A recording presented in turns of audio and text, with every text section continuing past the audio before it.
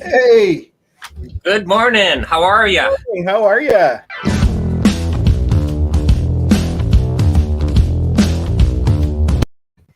There it is. How are you? Hey, how are ya? We are. That was pretty fancy. Pretty fancy dancy. Oh, there we go. There it is. Pretty fancy, Dave. Now I hear echoes. Fancy dancy. Um, Somebody's echoing. there we go. There we go. Pretty fancy, Dave. Now I hear. No, that was me. We're trying to do too many things all at once, right? So anyway, good morning, guys. Dead notes in the house. Anyway, hi guys. Hello. Right, and Rob's in. He's having a good laugh. Uh, And listen, So- before we start off, guys, I have a question for you. okay. What's the significance of Saturday, March 20th? Saturday, March. It's the day after Saturday, Spring, March spring 19th. forward. Fall back, string forward. It is the first day of spring. Yeah. Yay! We are 27 days away from spring officially arriving, right? And I just want to give you a couple of little stats for this morning. In Keswick here, it is minus 15 degrees, but feels like wind chill minus 19. And we're going to have a high of minus 2. In Fahrenheit, it's plus 5, which makes it sound a little bit warmer, doesn't it? And it's going to have a high of plus 28. Little tidbit to start off our morning. So we're just going to do a quick intro of each other. And what I'd like us to do is just give us a quick rundown of your channel and what you do, right? I'll start off, seeing that my video came first. Yes, Right? we see that. And then I had to delete it because it wouldn't stop. And then Wayne, I'm going to jump to, oh no, Kev, I'll jump to you, okay? Okay. So I'm Dave. My channel is Harleys, Diners, Rides. And on that, we do all the stuff about motorcycles, touring. We do reviews. We talk about RVing and our toy hauler, and also throw in there some how-tos. So that's me. So now then, Kev, just a second before you jump in. Yeah, okay. We're going to try this, and hopefully it only Make it runs work. once. All right.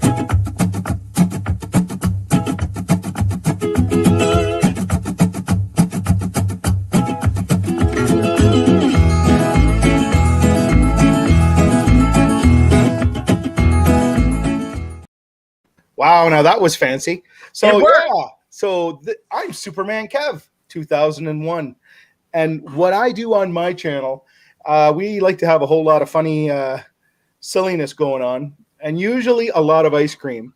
My video consists mainly, well, it's almost always motorcycle related. I like to have some fun on my channel. Do some funny videos. Tend to do ride videos with the riding group that I belong to, and a lot of ice cream runs. What I want to do, and I haven't done, it's the one thing that I'm hoping we can do this summer, is do a trip video, because I haven't had the opportunity because stupid COVID-19. But that is what I do on my channel. My channel's it's a bit quirky, but I like it. Very good. Thanks, Kev. Okay, Wayne, hold on. Hopefully we have success with your and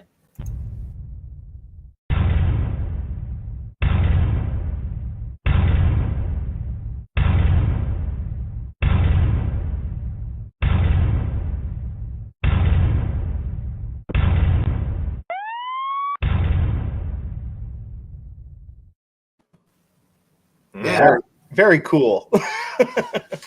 So, JarvisBiker. I live in Jarvis. That's why it's named what it is. Long rides, trips, short rides, rides with the princess on behind for narrative, extra narrative. Usually they're a good ride when she's on the back. She's a cute one. So Yeah, and a lot nicer looking than you. That's for sure. Yeah, it's a beauty. And so it's we do everything as we can. Just as we're happy if we're on and riding. That's the number one thing for that channel. yeah. So Wayne, I got to ask you, when the cop threw on the sirens, was he pulling your whole group over or what? No, that was just me alone. I'd come down the side road and I turned to that one and I saw the car back a ways, and it was quite a ways back. So I pulled out and then realized, oh, this guy's really rolling. So I kicked her down a couple of notches on the Goldwing. Actually, it was pretty much balls out going. And I got up to just around 100 kilometers an hour. And then I realized that there was ghost lettering on the side of the door. So I let off and let him go by me. And as he went by, I waved as acknowledging that I knew who he was. And when he pulled back in, he flipped the lights on, and then I hit the high beams back at him. And then I start, if the video goes on, I'm just smiling, and it's a long pause, and then all of a sudden I start laughing because another half a second on the throttle, and I'd have been having a long chat with him probably. Yeah, we were both having a good little time there. But, yeah. Oh, that's funny. At least they got a sense of humor too. And I mean, it was the middle of the COVID thing, and I was out on a back road with nobody around except him and I was trying to get out of his way, really. So yeah, right, for a little bit, it was a drag race. So that's the funny part about it. And it's great for the opening too, with them just on the lights and everything after he passed you. Yeah. Okay, so today's live stream, and I see, wow, we've got a lot of people in. Sinister Clutch, Ozarks, HD Riders. Somebody's echoing. Got Angel, right? Angel Faces in. She was in early, morning, Angel. So I've got 5 questions. And maybe Dave, you're echoing something fierce. Am I really? Mm-hmm. Oh, maybe I'm getting too close to my mic. Do you want me to do sign language? Sign language would be good, yeah. All right. Memphis Mike's in the room. Oh, right on. Mike, we got the big dogs out. Okay, so I've got 5 questions to do with motorcycling, both for new and experienced riders, right? And also these questions kind of just help people get to know who we are and also the type of riding that we like to do. All right, so question number 1. What type of riding do you prefer? Twisty versus straight, single versus group? And I'm looking more than for just one word answer. So you can't say yes, right? And Kev, I'm gonna ask to start off with you. Go ahead. Sure. You know what? I really what kind of riding do I prefer? I do a lot of alone riding. But I think I do prefer being with the group, and I do prefer being with buddies. Now, that being said, the most epic trip I've ever been on was a week-long trip I took by myself, and I'd love to do that again. Do another big, long alone trip, because there's something about being on the bike alone with nobody else, and you can stop when you want, you can go when you want, everything. It's very I don't know, almost humbling when you're by yourself like that. Although I have to admit, I would love to go on a trip with like you guys. That would be awesome. And single versus group, well, I already said that, I guess. And twisties, always twisties. I mean, I love twisties. I Northern Ontario is beautiful, and I absolutely love some of those roads. Like I went along Highway 17 along Lake Superior, and that was the most epic ride I've ever been on. I'd love to go and do the Cabot Trail. Because that is something, that's a bucket list thing, and I'm really hoping that we can talk to to a certain someone, I think, who's in the side chat about that. Very All right, good. I'm done. Wayne? So you took my answer. It was yes to all. The twisties. I like a road like up north, like what you'd see up in the northern areas there around Timmins. The Sudbury was one of the best spots, and the roads were really good, and it was long sweepers and elevations and valleys and scenic views, and just it was just beautiful, and that's one of the things I like about riding is getting into areas like that. But to say anything else, I like the short after work ride, go home, take a shower, have a little bite to eat, or go out and find a place to have a bite to eat and just ride. We just want to ride. So Yeah. My favorite is when Princess is on the back. Hands down, nothing else compares. Don't tell her I said that. Oh boy. But This is being group's recorded. got a really good group now, and we go long distance and weekend trips. We'll go like for the day and go somewhere, and it's a good solid group, good people, and it's fun, a lot of fun. So yeah, that's my answer. Everything. Very good. And we got more out of you than just saying yes. Yeah, True. well, that's because you made us. True. You dragged it out of me. Well, I'm gonna answer this. So I'm definitely a twisties guy.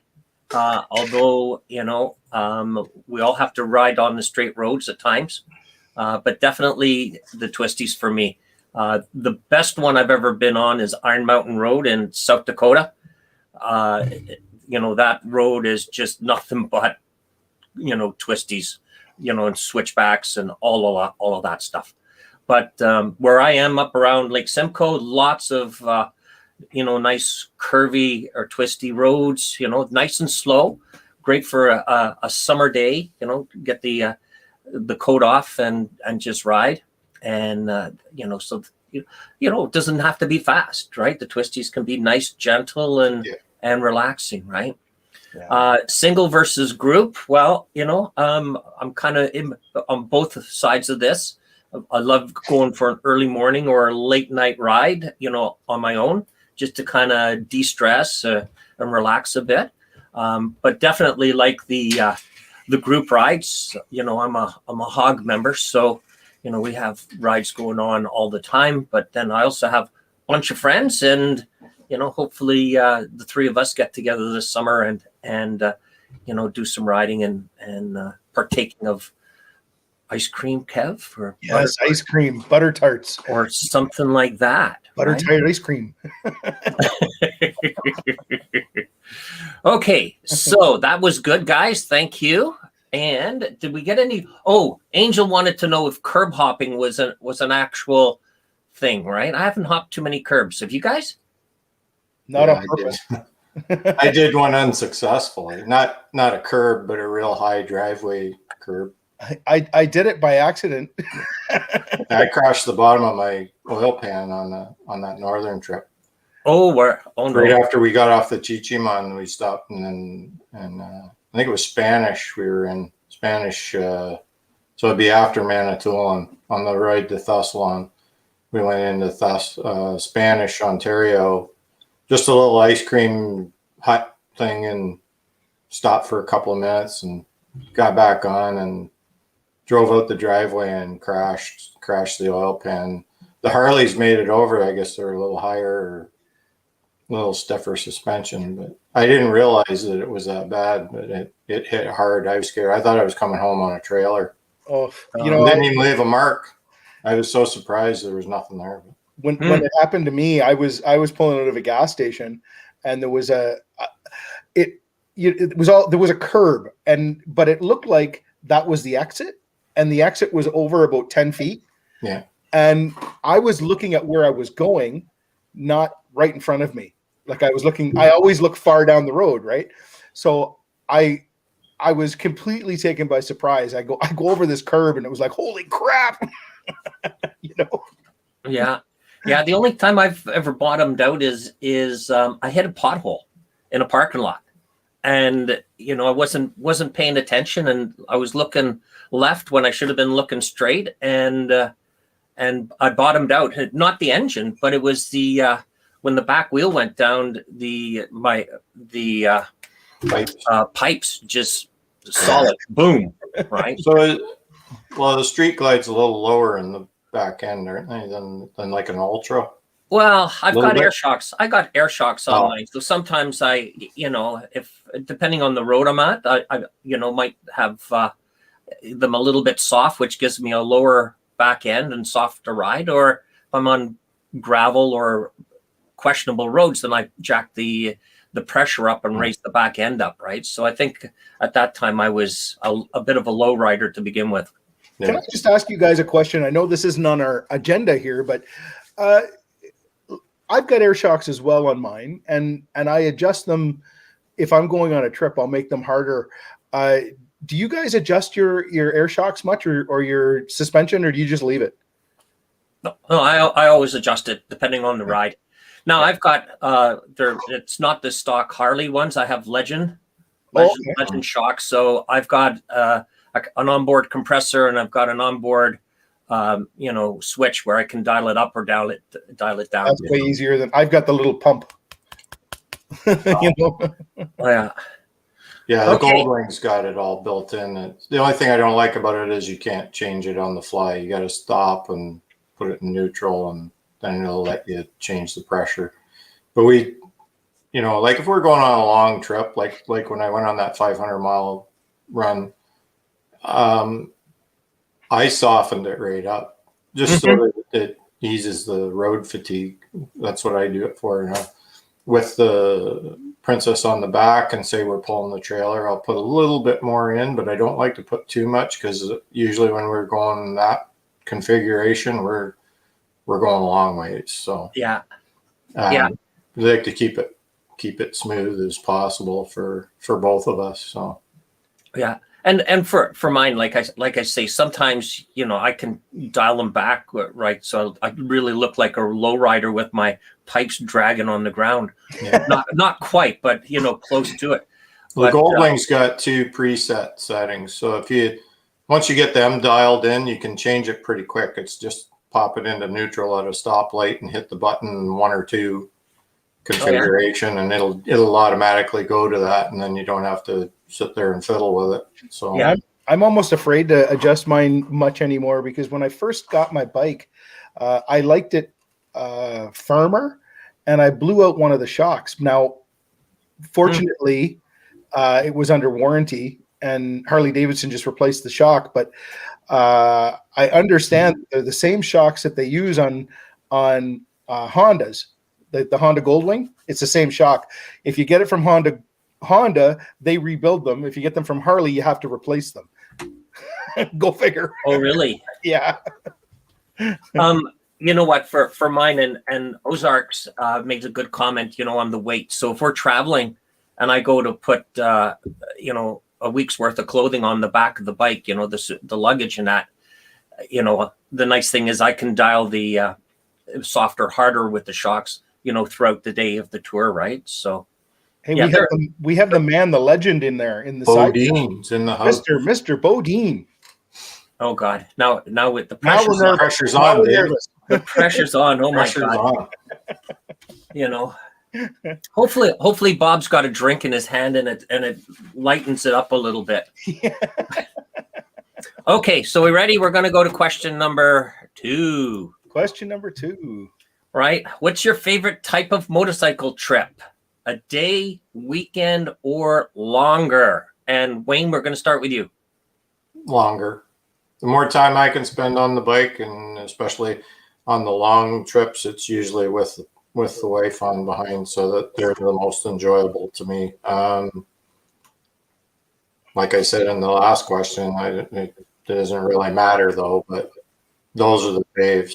Get out and go and explore and see different things. Mm-hmm.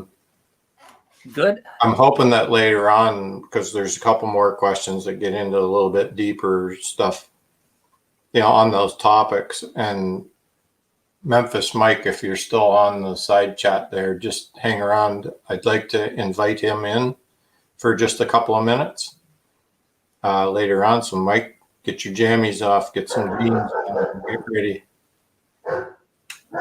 Yeah, I think what I would say too about the trips, day, weekend, or longer.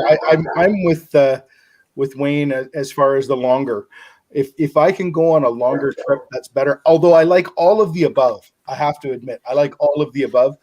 But I think that for me, the real freedom of riding is when you get on a multi-day trip. I mean, that's the best. I just love that. And when you can get out on the highway, I don't know about you guys, but like when I would get up to go to work, it would be like, oh, but when you're going on a motorcycle trip, the last motorcycle trip I went on, I was up at 4 a.m.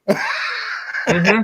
because I was supposed to leave at 6. I think I ended up leaving at like 4:10. Yeah, because you're all set up to go the night before, like everything. That's right. Yeah. I was like, perfect. I'm going. Jacket, You're all helmet, pumped. gloves, and riding boots, and you're out the door, right? That's right. I'm going. You just have to mind not to finish packing until the last minute in the morning and make some time. That's Yeah. right. No, knowing Kev, I don't think he would have got into his PJs. I think he would have just had his leathers on right away and gloves and jackets and resting his head on his pillow, ready to go. Yeah, Pretty much. just like when you were a kid and you got the Christmas day when you went to bed Christmas night. Exactly. You always had your Christmas. You know what? gift That's the perfect analogy because that's exactly what it's like. It's like I could, oh my God, it's time. It's time. Yeah. Oh, Well, especially now after this year that we've had, when it actually opens up, it's going to be, Yeah. everybody's going to be wired to go. well, Wayne, you'd probably appreciate this, eh? When I was really young, just starting to get into hockey, there was a few times where I went to bed with my hockey gear With on. gear on. I was going to mention Right. these goalie pads. And then the alarm would ring at 5 a.m, right? Because we'd have a 6 o'clock game, right? My dad just grabbing me and throwing me over his shoulder. Yeah. Out the door you go, right? So I was ready for the ice right then and there. Yeah. Okay, so my turn to answer. So, guys, you know what? I am in each of these categories. Like I said, for a day ride, just to get out and have a relaxing ride along the lake, or pop up and see friends, that type of thing. Not to plug Bodine too often, right? But he's got the right idea, right? The wife gives him a shopping list and he goes out, picks up one item, brings it back, then goes out and grabs another item, brings it back, that type of thing. So That would work. it does. It does, right? I just claimed some timers, right? That's right. Now, weekends, what we started doing is, and we've done this for a number of years now, we love finding little B&Bs or breakfasts, bed and breakfasts. Yeah. And, we'll say, let's ride to this location and, stay over and investigate the town, do a little shopping and that, and then ride home. Right.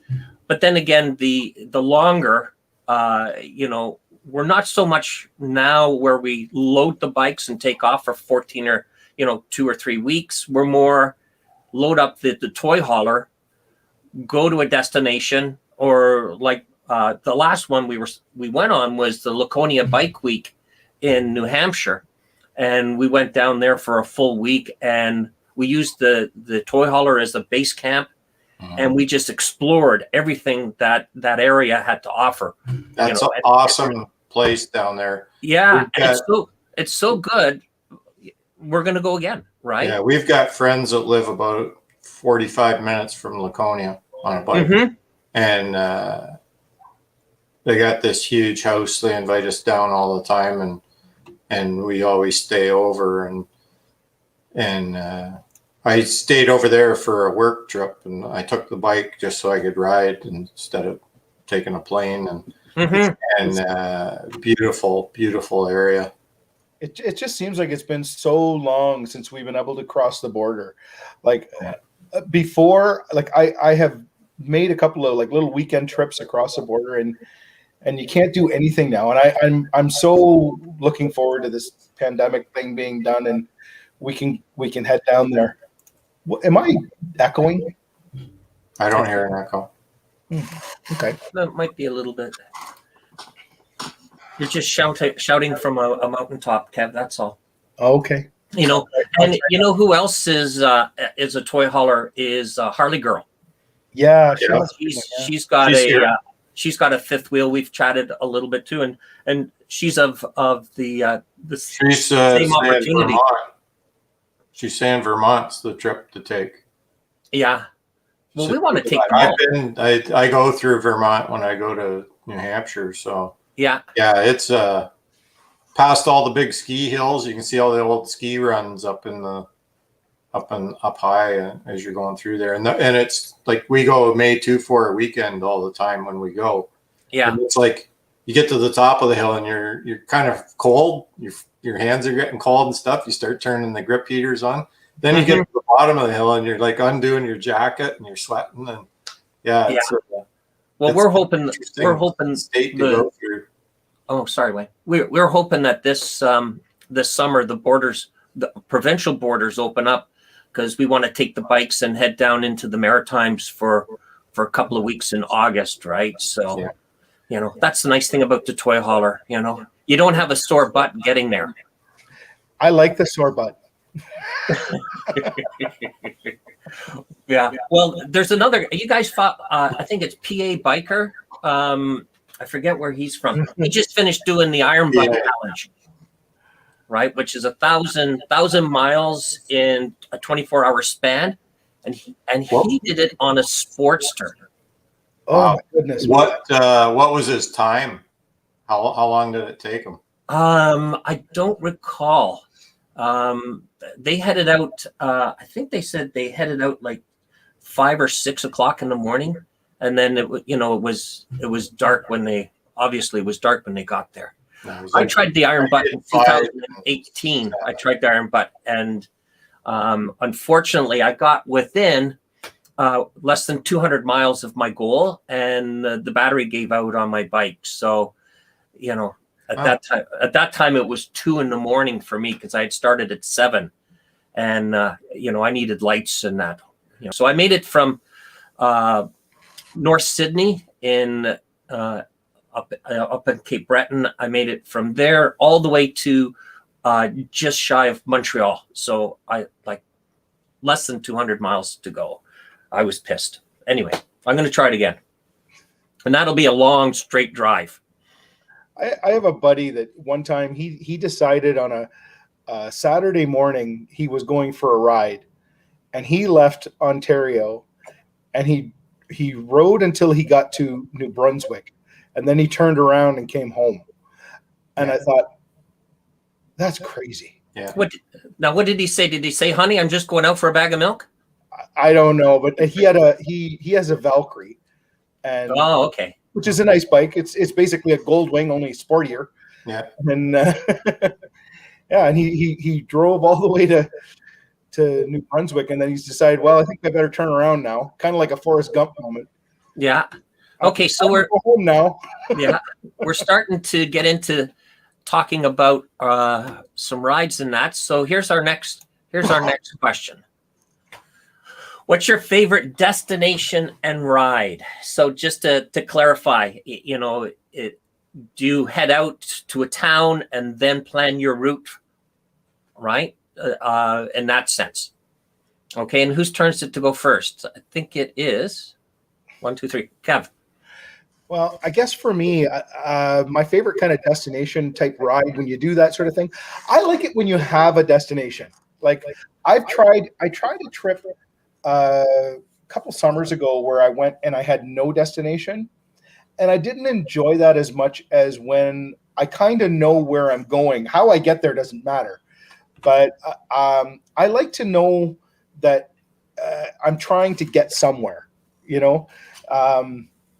and then find out what happens along the way. Like I took a trip thinking, oh, I'll just see where I end up, and I ended up at Algonquin Park, which was fine. Mm-hmm. But it was supposed to be a 3-day trip, and I ended up cutting it short. And I think it was because I didn't really have a destination. And if I'd had a destination, that wouldn't have happened. Right. Oh, Kev's dropped off, so I think he's just answered the question. Wayne, how about you? My most adventurous ride, I think, would be the one that sticks out the most right now, and that was I rode to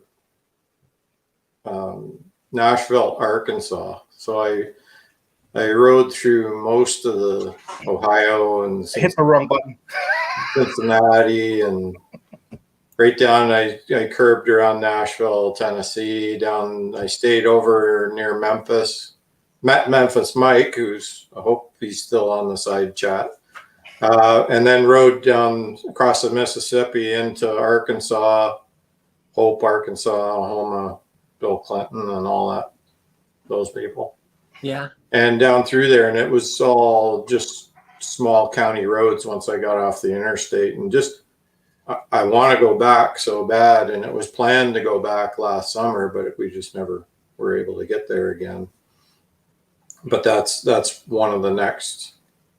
It'll be New Hampshire. It's great too, but I wanted to get down into those twisty roads and backcountry and see the lifestyle down there. That's what I was looking for. So yeah, it was a big adventure for me. I rode solo all the way. It was 16 hours to get to Memphis.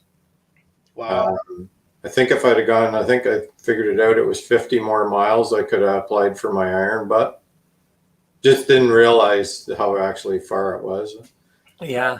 And then stayed over a whole day. Memphis Mike gave me the tour by text as he was working. He was sending me text messages. We'll go here and cycle gears over here. Here's the address, and stay at this hotel and go to this restaurant for lunch. And it was a landmark trip for me for sure, and I really enjoyed it. Weather was terrible. It rained half the way down, and it was below freezing on the way back from Indiana up through Michigan. Heated gear, no problem.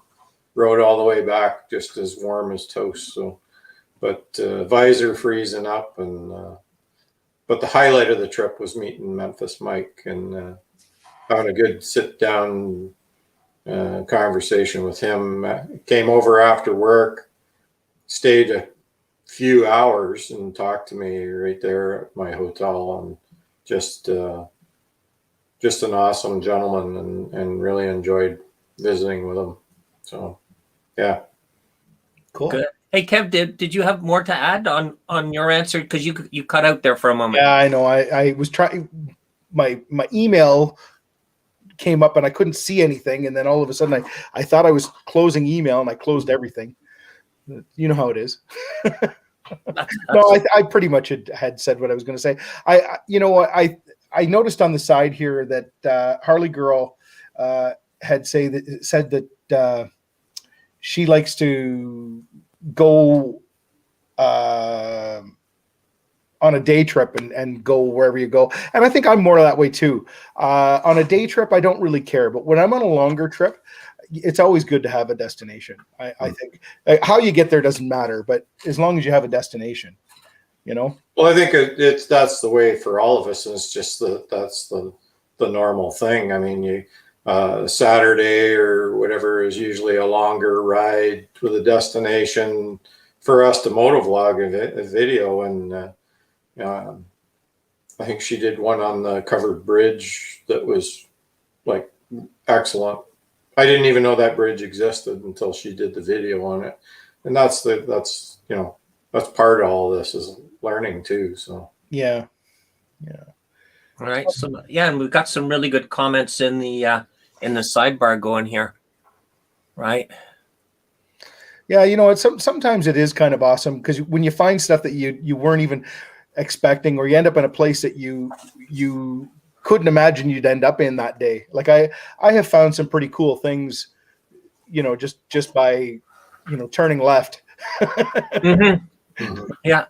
Well, I can tell you one of our favorite, Lori's and mine favorite rides is out to Perth, Ontario. I don't know if you've ever been there, but it's a small, well, actually, it's a fairly big town in between, Toronto and Ottawa, right, going east.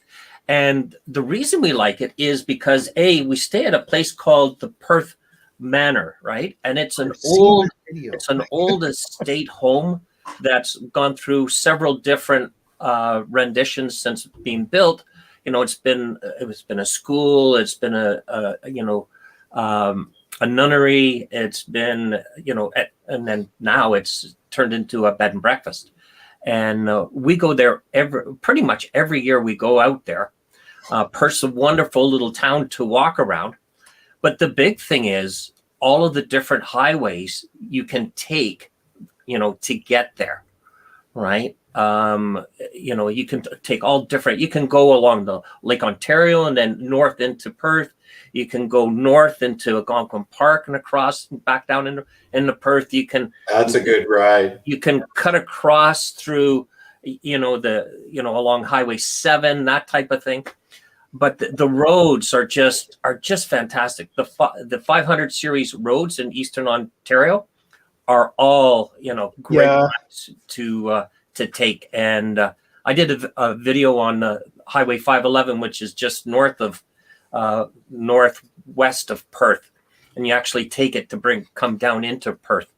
But in that sense, there, we picked the destination, Perth, a beautiful little bed and breakfast. The nice thing is, the owner, Gordon and Linda, as soon as he hears all of the Harleys pulling into the parking lot, he's setting the beer up along the bar, right? Waiting for us to check in and have our drinks because we've been out there so often, right? But they are super hosts, and here's a little tidbit. I don't know if you guys know it. Well, let me ask you. Do you know what the interesting thing of Perth is? No idea. Wayne? No idea. It was one of the last locations where a pistol duel happened in Ontario. Oh, really? Yeah. So many months ago was that? So the great thing is we'll sit if I have somebody new with us riding with us, we'll get Gordon. We'll be around the bar having our drinks, and Gordon will tell the story about how it all went down historically, right? So it was all over a woman, right? Well, of course it was. It was over a woman and her honor or whatever. And these two guys decided they were going to settle it with guns. And so they line up, they march off, they turn around, they shoot. Neither one of them hit each other. Right. So they were going to call it a draw. And then somebody says, "Oh, I'm sorry, guys, but the rules of order here is you got to keep shooting at each other until somebody dies." Have you guys, like, you talk about Eastern Ontario, and like Bob Cajun is a place that I absolutely love that area, and to ride around there. There's apparently a bike meet there. Well, there hasn't been since stupid COVID, but I'd like to go to that bike meet in Bob Cajun. Mm-hmm. Yeah.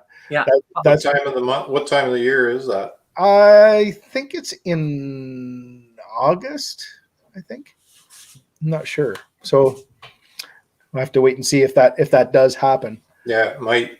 We're getting up to when everybody should. I think everybody is sort of holding back. Like all of the meets, everything everything's on hold because I don't think anybody really knows what's going to happen. Yeah. You know, I find I know I keep saying that, but I hate this stuff, man. I just hate it. I want to get out on my bike and I understand the concerns and I'm on that train too, but man, oh man, I'll be glad when we get back to normal, you know? Mm-hmm. Yeah. Well, Harley Girl just joined us, but she's usually in her comments, saying, don't feel bad. It's only, 30 days until spring. So now we can actually say, Harley Girl, it's 27 days to our spring, right? And you know what's going to happen on Saturday, March 20th, eh? It's going to snow. We're going to put a snow. She put on there it's June, so I think she's speaking of the Bob Cajun. Yeah, okay. I wasn't sure. Yeah, because I saw that thing. It was advertised, and the one year, and I was going to go, and then I never got there. And I ended up. I got lost. Bob Cajun, Buckhorn, all through there. Yeah. Right. It's just beautiful, beautiful country. Okay, where are we here? Okay, so let's you got your questions, Wayne? Because biggest lesson the motorcycling has taught you. Yeah, and you get to go first this time. Oh, do I? Well, I jotted down some notes. I put down community and friendship. And it goes back to everybody that I've met, and it's right here on the screen in front of me as you two gentlemen. I mean, it's Memphis Mike. It's my riding group. It's all these people that I've met and became friends with. It's just, that's the essence of what motorcycling is and should be all about. Yeah. It's the community part is, it doesn't matter where you go. If you go to Laconia and you're there, you meet other people and they have the exact same interests that you have.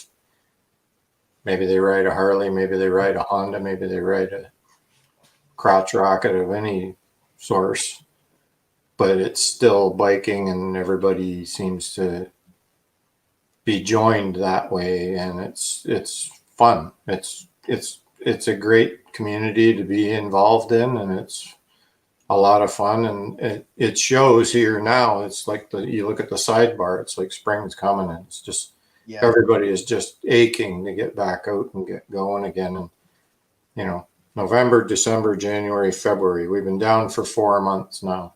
Mm-hmm. And we were probably that same conversation after the first month.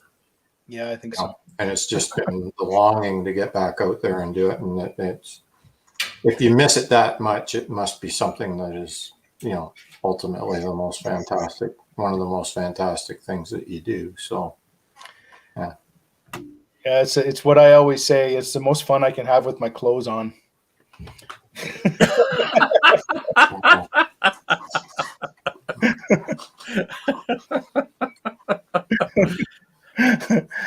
Get ready on the cancel button, Dave.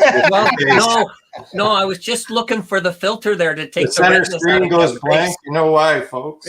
Yeah. It looks like a 7-second delay here. Just that's why it's there. You got that tomato complexion going on here now, right? Just in case Kev decides to cool down, we got the kill button. Oh, that's funny. Yeah. Well, I think, you know, what we'll do is after today's show, let's get together and put a disclaimer on, you know, that, you know, emphasize the family content, right? Get the blur screen going. Oh man. You know what, Wayne, it's funny because exactly what it's not funny, Cav. It's not funny at all. It is funny. You know what? When you were talking about the people you meet, I remember being on the Chichimon, and I was on my trip alone, and I ended up at the front of the boat, and all the guys that were there were all the guys that had the bikes. Mm-hmm.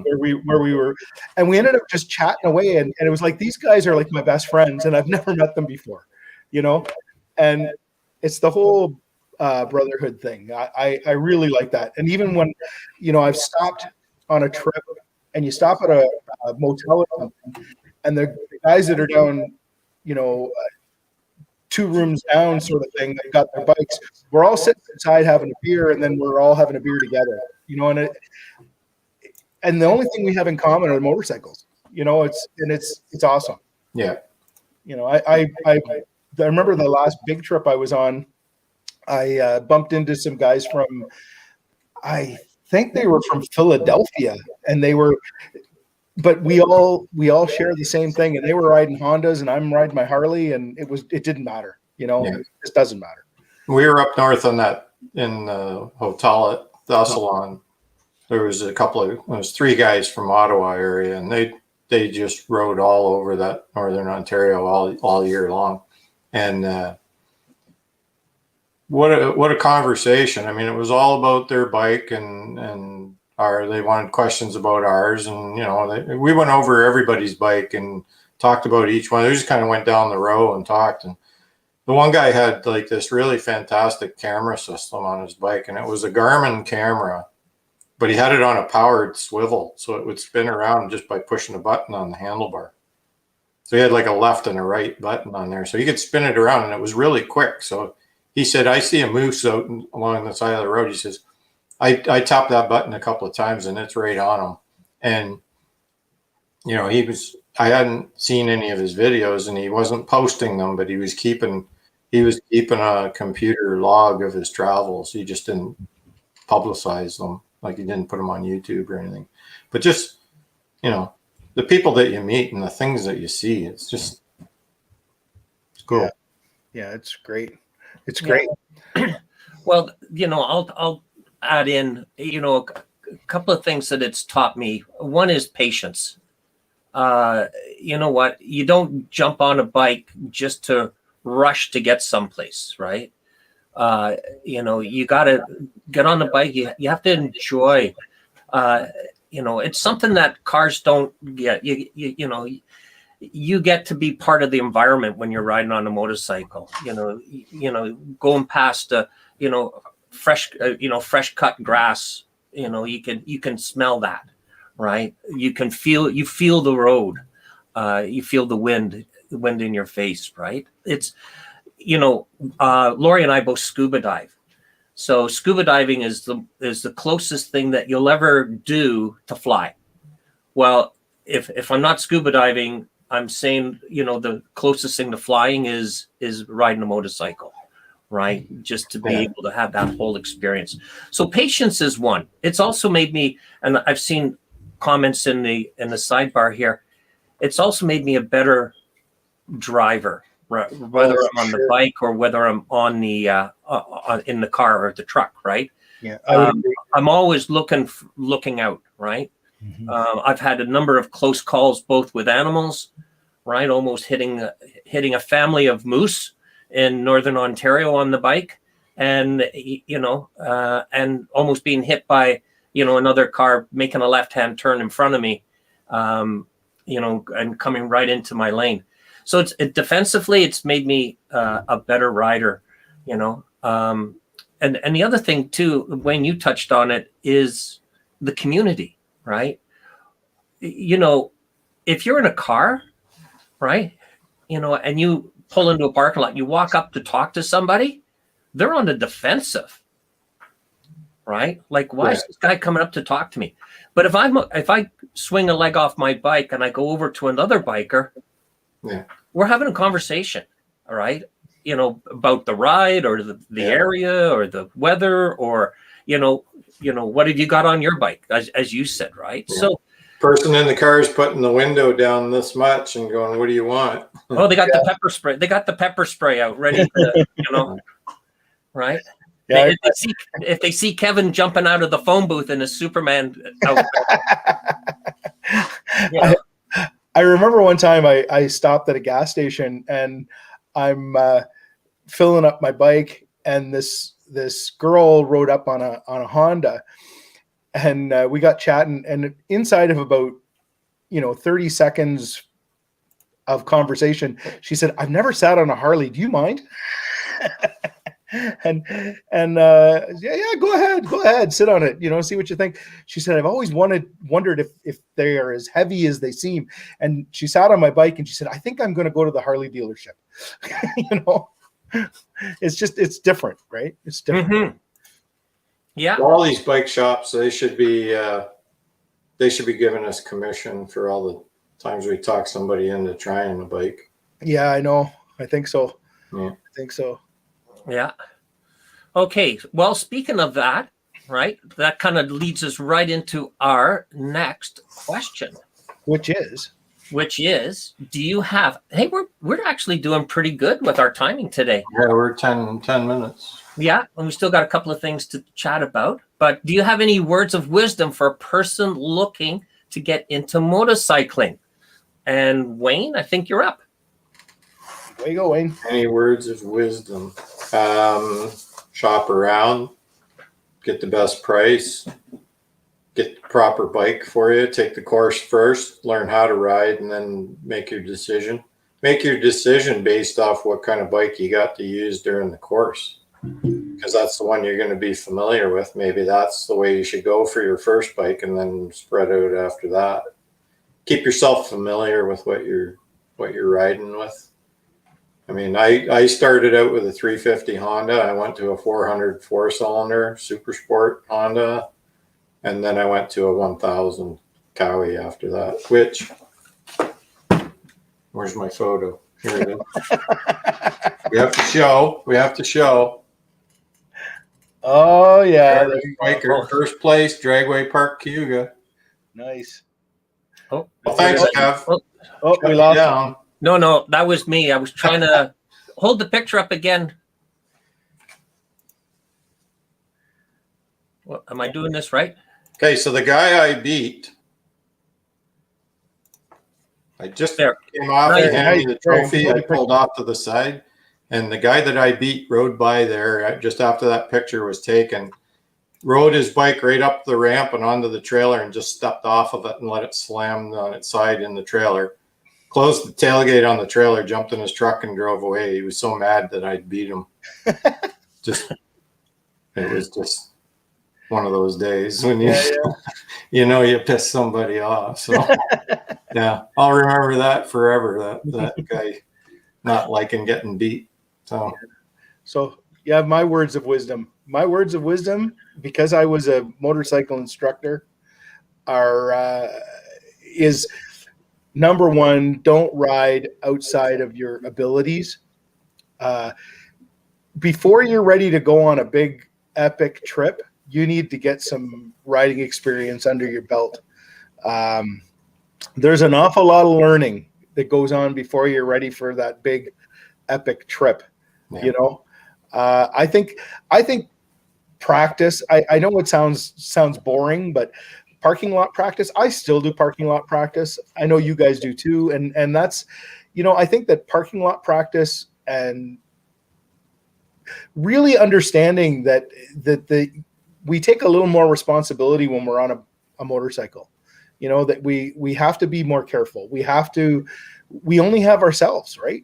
And I think my words of wisdom would be, before you go on a big trip, do a lot of bit of riding, Yeah, go out in the back roads and learn out of the way so you're not in traffic. Yeah, like best thing you can do. Like I have rode, on big interstates in Michigan and in Ohio, and you don't want to start learning how to ride doing a trip like that. Like, you want to know, be so comfortable with your bike, before you go. Mm-hmm.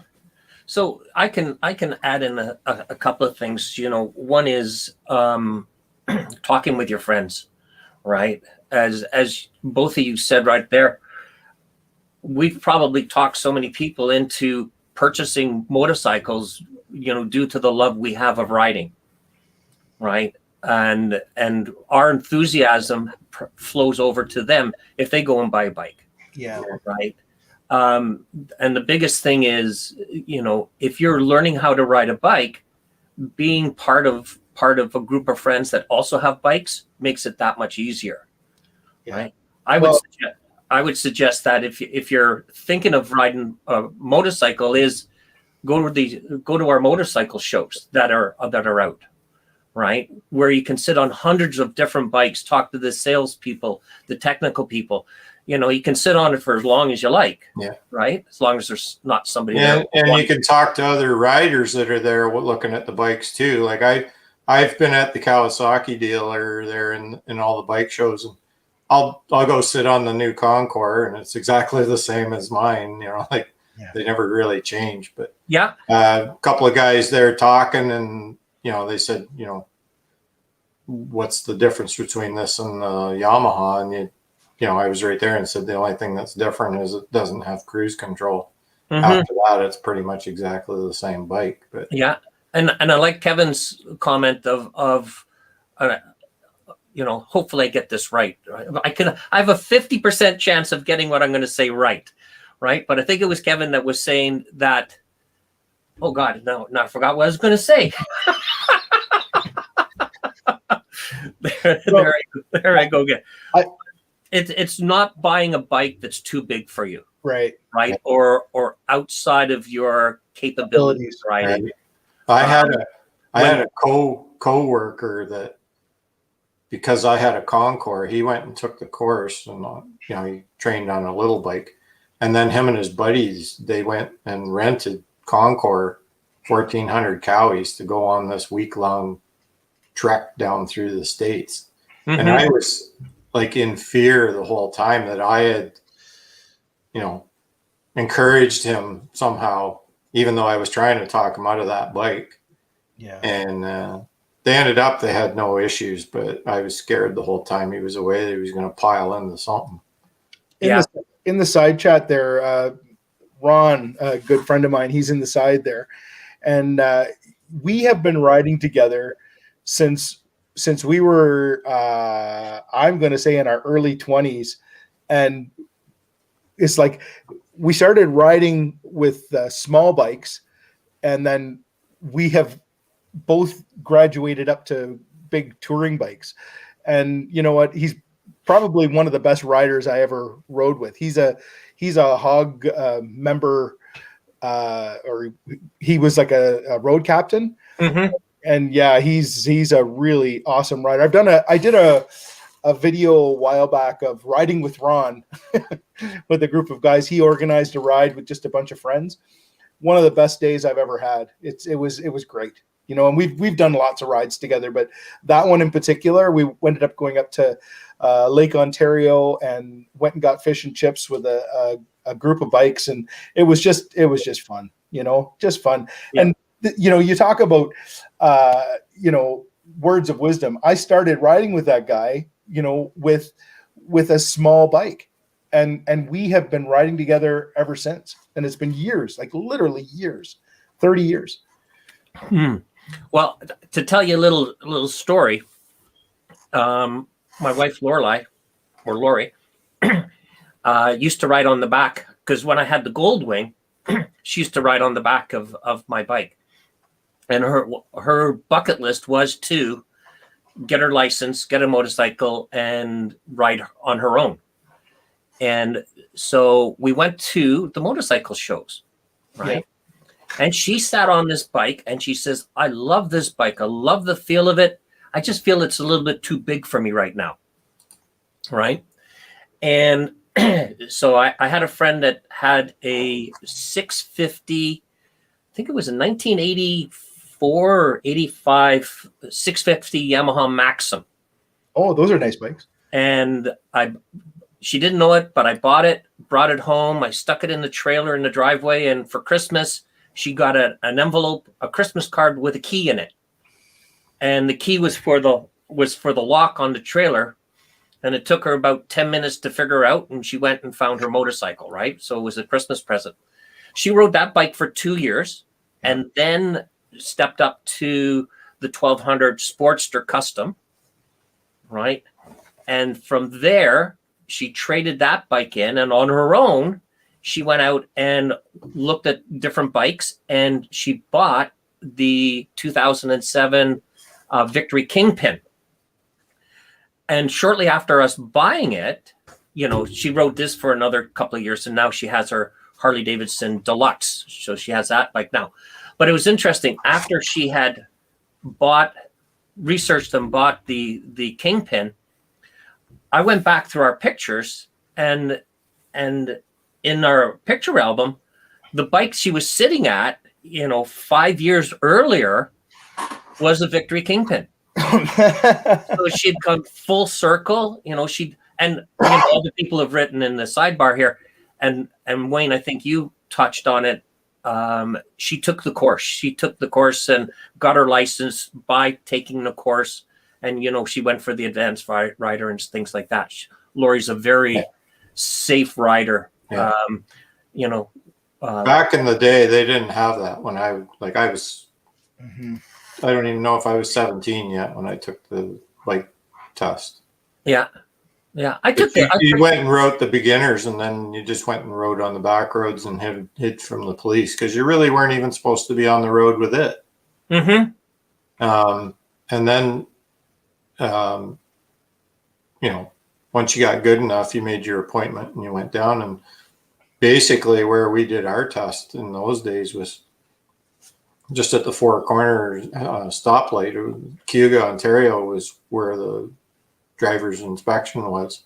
And there was only one stoplight at that time in the town. So you just rode around that four-way stop and the guy stood on the corner, and there was probably 10 of us taking the test at the same time. They just do it all at once and get it all done, and that was it. You know, I have to admit, when I got my license, there really wasn't as many cars on the road as there is now. You know, it was a simpler time. It really was. Yeah. Well, up your way, it would have been. Down here, it's pretty much the same because we're like right in between two big steel mill areas and factories and refineries and stuff. So there's a lot of truck traffic, and there always has been. What's your next question you got there? Well, I just see Toby Northern's just arrived in the chat, and Toby, you know, you got to set the alarm clock a little bit sooner, right? But it's great to see Toby. You know, will be interesting to chat with Toby later on. Toby actually went into a contest to see if he could be the next participant of American Choppers. I think it was, right? Oh, seriously, I think it was. Anyway, that'll be my wrong reporting because my research staff is not here today again, so I may have got that wrong. Maybe it's somebody else, but it could be. Anyway, so I don't know if Memphis Mike's still out there, but if he is, Mike, we're on about a 7-second delay. Mike, if you could just put that you're still in the chat. I haven't seen him.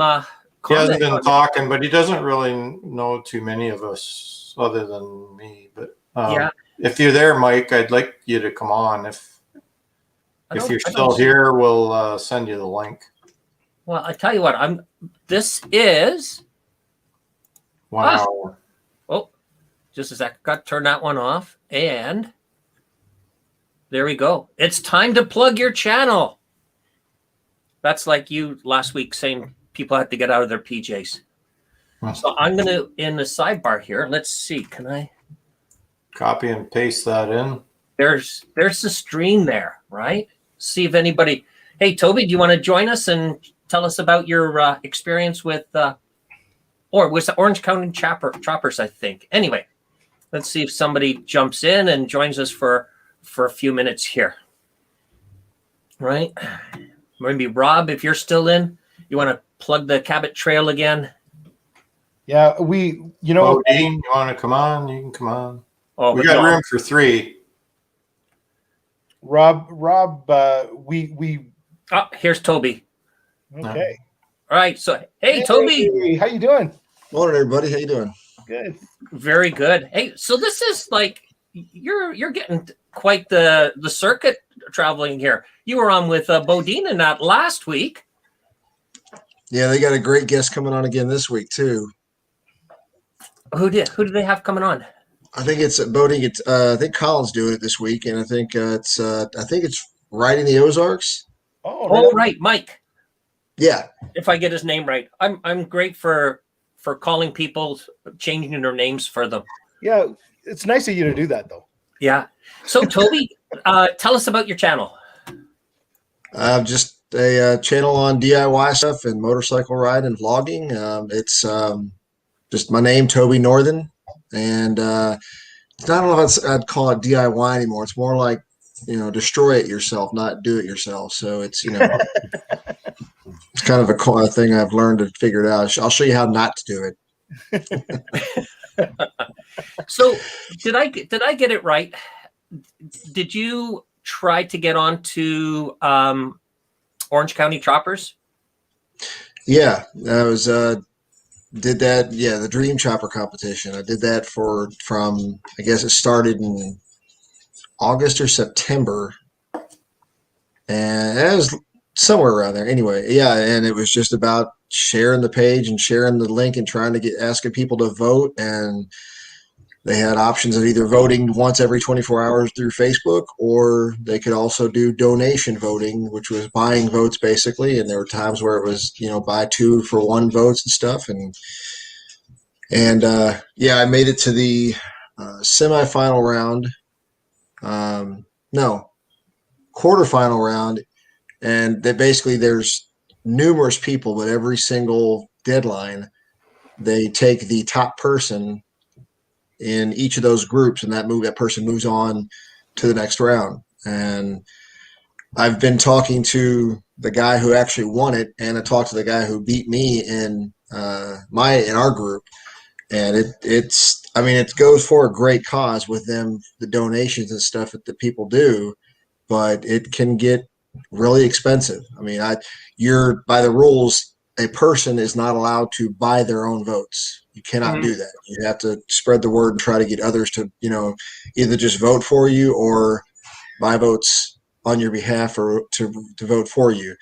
But the guys who I spoke with or just chatted with back and forth on social media, I mean, it got to the point where you needed, like 10,000 votes in some cases to maintain a first place.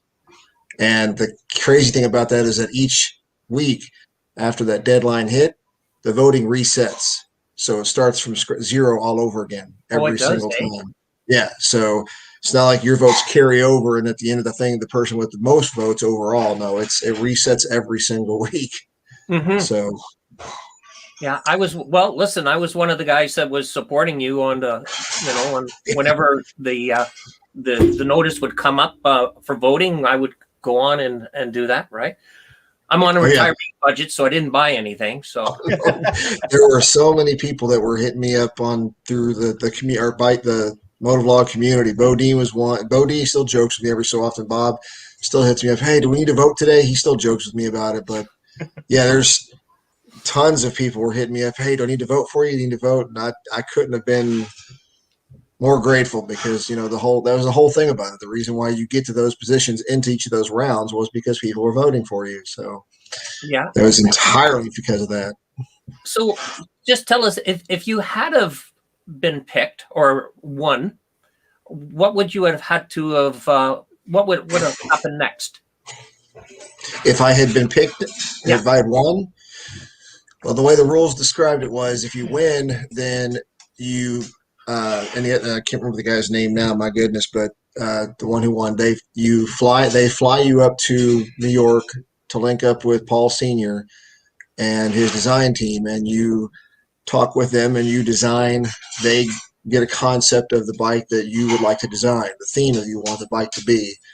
And then you fly back and they're working on the bike. And I've been watching some of their Facebook stuff and they're working his bike, building his bike and all that. And then you come back up for the reveal and I guess there's like some photo shoot type stuff involved. So and then you keep the bike, of course. So it's a pretty cool experience. Oh, wow. And I think one of the biggest things was, I guess you're supposed to be towards the end of the build or some portion sometime during the build, you will be interacting with Paul Sr. to work on that bike. So, that alone is, just a pretty cool thing. It's one of those, it's kind of like that world record poker run, where it's a once in a lifetime chance to build with a guy who's a master builder on TV, So yeah. So what kind of bike were you going to build? My hope was to do, from the military, I did airborne operations for the majority of my career, about over half my career. So I was looking to do like a theme from the history of the airborne. So very good. Very good. Hey guys, any questions for Toby? I was going to say, my buddy in New Hampshire, he's a retired Air Force MP, so I'm going to ask him if he knows you. It's a huge thing. So it's kind of funny how, people do ask that, and it's like, do you know John Smith in Bravo Company on Fort Campbell or whatever? And they just don't realize there's 20, 30,000 people on one installation. So Yeah. Well, I mean, I got the idea from jumping into it. There's a guy named he's got a YouTube channel named, and he's up in Northeast area, up in Maine area, I think, called, and his channel I think is called Master Sergeant or MSG Retired, and I've watched him a few times, and he's actually started the thing. The vote, I saw him sharing to vote for him for the Dream Chopper thing, and I voted for him a few times as well. But then I was like, you know what? Let me give it a shot and try and see what I can do with it. So yeah, good stuff. Good stuff. So I also see Rob is he wants to come on. So Toby, thanks for your service, and also Rob is also a retired serviceman. So let's bring him on, and then I'm going to pose the question to. Let me get Rob first. There's Rob. Where's Rob? There's Rob. I'm going to put him up here. Sorry, Wayne, you're getting bumped up at the top. So, guys, Rob, thank you very much for joining us. Rob's from Nova Scotia, right? Yep. And I called him Randy there last week, or last time he was on, right? So I've got it written down in my notes here. But I'm going to throw this question out to both of you, and let's just go back and say, what was the biggest lesson motorcycling has taught you two guys? And Rob, why don't we start with you? Well, it's mostly been already talked about, and to me, it's situational awareness. That's also something military brings into you, is always being aware of your surroundings. I've actually toyed with the idea of doing motovlogs. Like when you're driving, you're looking around and you're saying, okay, what's the stupidest thing that guy can do, and how is it going to impact me? Yeah. And so having that connectivity to what you're seeing, and because you see it all the time. It's like, okay, he's on an exit only lane. I'm starting to come up beside him. What are the odds he's going to realize he's in the wrong lane last minute and do this? Yeah. And how many times does that really happen? More than you think. And so I don't know if it's necessarily motorcycling taught me that, or motorcycling has helped me fine tune that. But that's also something I took in with my aviation. You always had to be aware of everything that's around you. And so situational awareness would be what I would call it. All right. Yeah. Great. Good. Toby? Oh, sorry. Kev, go ahead. No, go ahead. No, I'll just back out. All right. So we'll go to Toby, and then we'll come back to Kev. I think he hit the nail on the head. I mean, for me, it's my entire time in the military was as a HR human resources person, and managing an office, managing the evaluation, promotions, things, pay, all those things that go along with soldiers, and you have to have attention to detail to do that stuff. And otherwise somebody's career could get messed up, because I look at it like, am I an infantry person? No. But if me or my shop messes up the stuff that makes that person's life behind the scenes, behind their job difficult, if it messes that stuff up, they can't put all of their mental capacity towards aviation, towards flying, towards fighting, towards any of that stuff. So every single part is it's one whole team. So you kind of take the same way with the motorcycling. I mean, I still remember when I took the basic rider course, I'd never been on a bike before, and I was quite frankly scared to crap, because thinking, handling a clutch, a brake, you got pedals at your feet you have to mess with, you have gears to remember to shift through, and then hey, if you're going to have a bike with a fairing and everything, then you're going to throw this radio and all these other distractions and stuff into it. So to me, yeah, the military did help, but it really fine-tuned the focus on the road. Mm-hmm. I mean, he gave a great example there of like when I'm riding down the road, I do the same. It's the same concept. You're looking at, hey, is that person, what are the odds you're coming back, that you're riding down past a turn lane? And what are the odds of somebody pulling out of that turn lane that could end up sideswiping you? Or one of the things I do is when I see somebody at a turn point and I'm at a, intersection, I'm watching. I don't ever trust a stop sign. I don't trust a stoplight. I look at that driver, and I was a rider coach as well. I taught, hey, look at that person's hubcaps. Look at those wheels. Yeah. If you see those wheels 100%. moving, be ready. Yeah. I don't ever underestimate. I mean, I got a buddy of mine when I was in another course that military, and we were sitting there talking how he explained how he was at a light one time. He was about 6 or 7 cars back on his bike, and he looked behind him in his rear view and saw a young lady approaching him in her car, and all he could see was her forehead because she had her head down looking at a phone. So he maneuvered off to the right side of the road, and next thing you know, he heard was her impacting and hitting the back of the car. And if he'd been there, he'd been sandwiched. So I think the riding increases awareness for people, riders themselves, and I think it actually carries over to driving too. As a driver, when I'm in a 4-wheel, I pay more attention than the average person who doesn't ride does. Agreed. Yeah. Kev, what were you going to chime in? I was going to say, it may seem like a sick game that I play, but have you ever watched like motorcycle crashes, and it's like a whole montage of them? And I always sort of pretend that I'm on the bike, and I try to anticipate what's going to happen before it happens. And I would say 90% of the time I'm right. 90% of the time I think, slow down, that car's going to stop. And then the car stops and the guy hits it. And so many of those videos, it's almost predictable. Like if you've been riding for as long as most of us have, you can anticipate what's going to happen, and I see these guys, and it's almost always, and I hate to say this, but almost always sport bikes, and they're going way too fast and they're doing stupid crap. And it's like, buddy, you are not that good. You can't think that fast. Yeah. Mm-hmm. Well, you got to be on your toes all the time. I mean, you're going down a road. You could be way out in the country. There's one of my videos where a girl just about ran into me.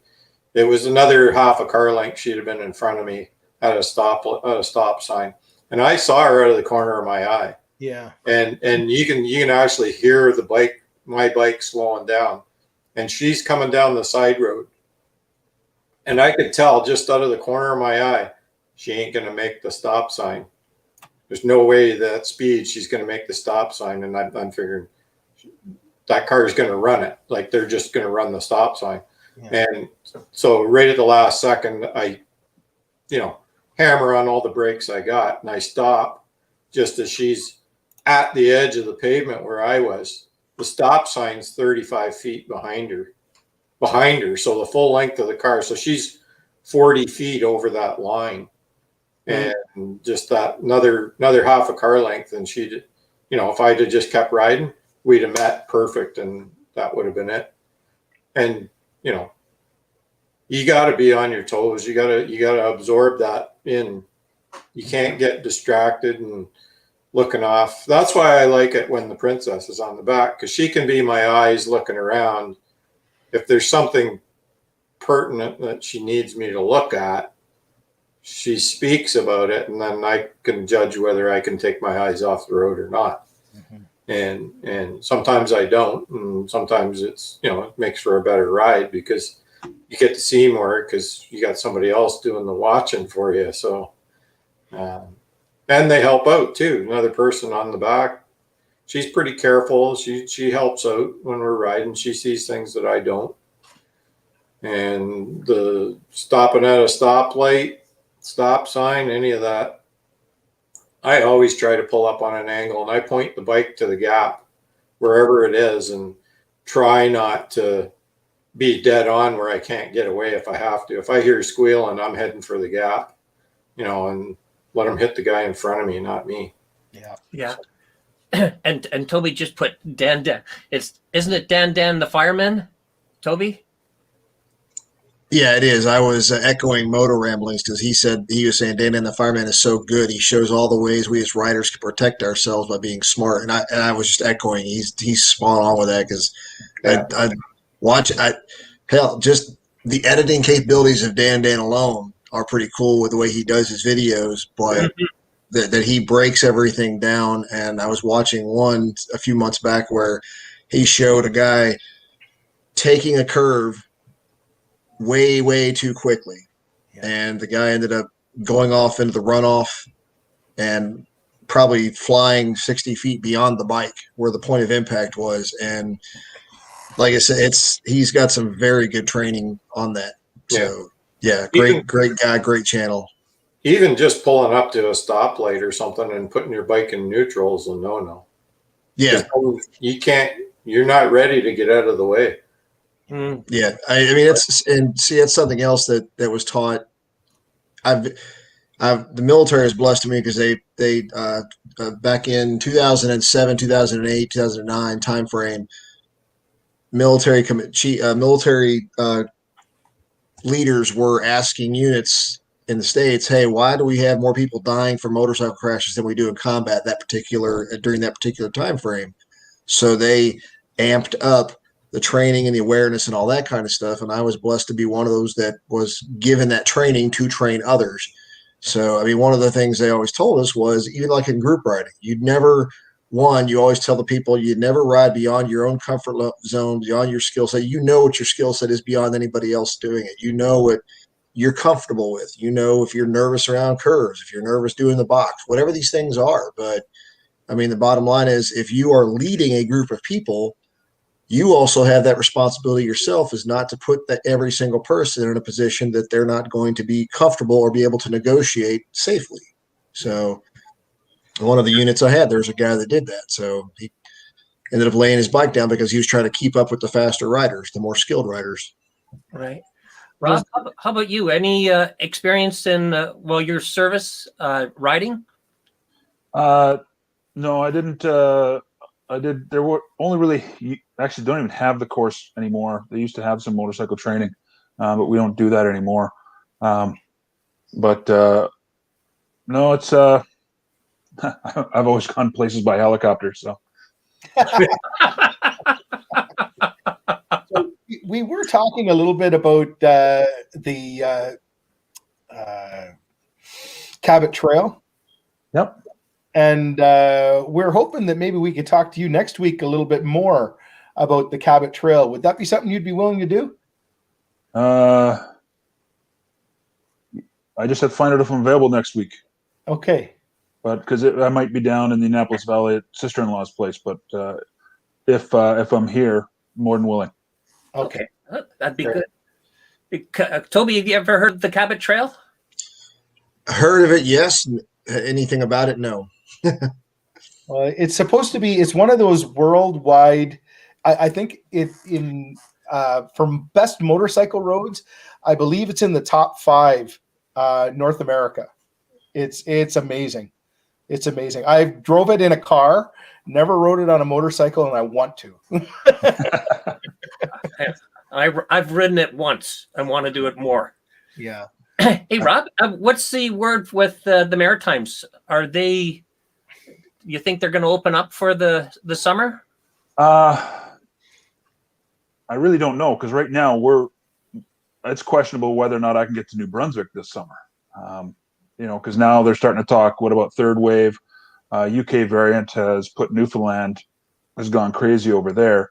So everyone's basically hunkering down. And just keeping it within the borders, and the 2-week quarantine is just going to hurt tourism again. Mm-hmm. So they're already starting to do a big promotion on staycations in the province, and so that will probably be a big deal again. So I'm looking at organizing like a 4 to 5 day all around Nova Scotia. Potentially, if we get the maritime bubble, maybe go into New Brunswick. Things like that. And and as Motor Rambling said in the side chat, Snowbird Biker on his channel, he lives 15 minutes away from me. I've met him a few times. He did a series on the Cabot Trail too, because he did it with the local hog chapter, and Right. he also did it once by himself as well. And I officially retire in April, so my plan is to get as many laps around the Cabot Trail this year as I can. I've only been able to do it once a year for the last couple of years. Mm-hmm. Yeah. Okay. Angel wants to hear about the trip to Yellowknife, and which is an interesting trip as well, because that's 1,500 kilometers out of Edmonton. And once you get to a certain, especially on the last day, your problems are gas stations, because once you get north of high level Alberta, which is about 800 kilometers, there's only one or two gas stations, and they won't. They don't have premium, and it's like the last gas station before Yellowknife. It's the sign there is like next gas 308 kilometers, and so yeah, I did that because they used to have a rally in Yellowknife called the Midnight Sun, and so they did it on the June 20th, 21st, because that's the shortest amount of darkness, because the sun does set there, but it stays twilight all night from about early May to August. So they would have a thing where you'd go for a ride out of town around midnight, and the sun's still up. That's cool. Well, Yeah. cool. I talked to Cal yesterday, for those in the side chat. He's actually up here right now. I was talking to him literally just yesterday.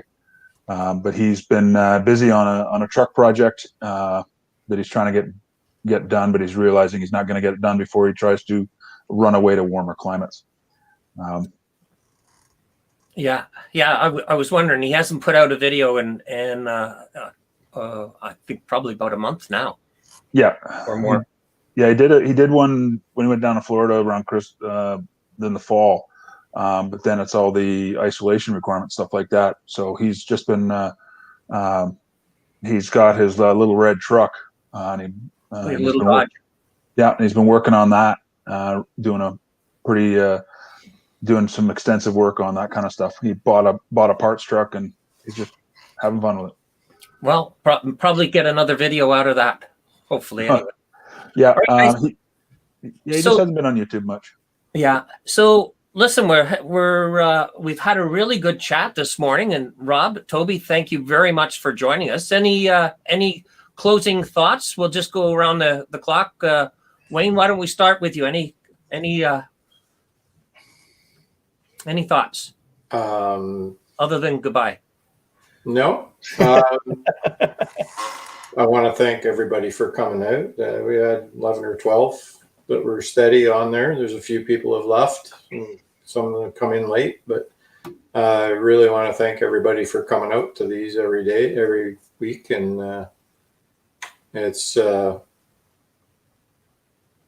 to be fun till the spring. And then once we get riding again, I think these things are going to slow down. At least it won't be every week, I'm hoping, because we want to be riding too. So, okay. But to our guests, I want to thank them both for coming on and helping us out. Yeah, making us look better. Yeah. I just want to say thanks to you two guys for coming along. I really appreciate you coming in. It really added to our chat today. And you know what? This has been getting better and better every week. And I just want to say thanks to these other two guys, Dave and Wayne. You guys, the best thing I ever did when I started doing this in the first place was bringing you two guys along, because it's just made this so much more fun. And I really enjoy doing this, and it's great with these other guys coming along. So thanks, everyone. And the side chat people, there was quite the conversation going on with Harley Girl, something about being topless. I don't know. But anyway. You're going to turn red again, Kev. I know. Rob? Nope, just happy to be here, and look forward to COVID restrictions coming, and I'll take you guys around the Cabot Trail. No problems. That'd be great. And yeah, if for Toby, if you want to learn more about it, cabottrailbiker.com is actually a website run by another guy, Daniel. He sells. He has shirts, and if you ride the Cabot Trail, you can buy one of his shirts. But it's the only place you can get them is on the Cabot Trail. And but he's got a lot of details. Some of the hotels offer motorcycle discounts. He talks about some of the best things to see, do, and things like that. Is he the guy that did that video for Harley Davidson? Yes. Yeah. He actually puts that in his signature block of all his emails. Yeah. Because he does raise money for charities, both Canadian and U.S.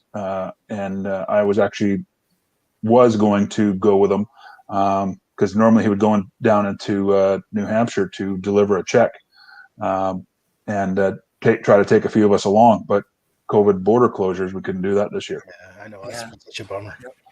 Toby? Yeah, so I thank you for having me on. It was great to see everybody and talk to everybody. 2 plugs I'll do is I'll echo 4 real quick. Actually, 2 of them are from Angel Face Motor Rider. There, talk about just I happen to see him, the Hogtide Rising and the Mr. Mercer channel. So I'll have to check those out myself.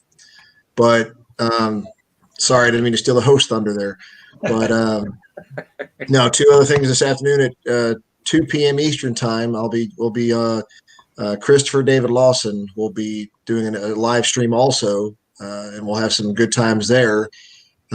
Christopher David Lawson of NEPA, if anybody doesn't know that name. I do. Yeah, I'm sure he's well known, I'm sure. So, but then also, even if you can't go or can't participate in the world record poker run, please feel free. And what's that? The Badgers, yeah.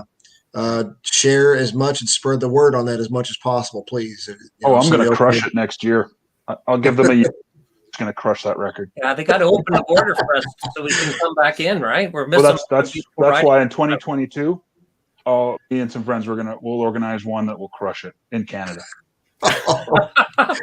I hear a challenge coming on. Oh my goodness! Well, I might as well tell them now they need to start planning their 2023 fight back. But we just put we dropped funny. the if you want it, somebody else can plan it. Actually, I have another meeting at what time are we at? In an hour and a half with the planning team. That's a ride that we've agreed we're not going to. We already do the ride. We just haven't called it a poker run. So all we got to do is take the ride we've been doing for 5 years. That's like over 5,000 miles long, and call it a poker run. Right. Well, definitely we've got a good discussion going on that probably takes us another hour to get through. Hey, Tony, if you want, throw that additional chat that you're talking about this afternoon, throw it in the comments down below, right? So just in case anybody wants to go and check that out, right? And listen, guys, I'd just like to, again, thank you very much for coming on and sharing your experiences. Wayne and Kev, again, a great hour and a bit, right? And hey, listen, we look forward to doing this again. So, whose house are we going to next week? Yours again, Dave. Yeah. So the Canadian guys are going to be streaming live on Harley Diner Rides again next week, and we'll see if I can't get the opening a little bit smoother. Toby, right. You would have missed the opening, right, by about an hour. Catch it on the rerun. All right, guys. So, like always, stay safe, be safe, and we'll hope to see you soon on the road. All right? See you guys. All right. Take care. Bye. Hey, so here we are. We're done now. Oh, are we off?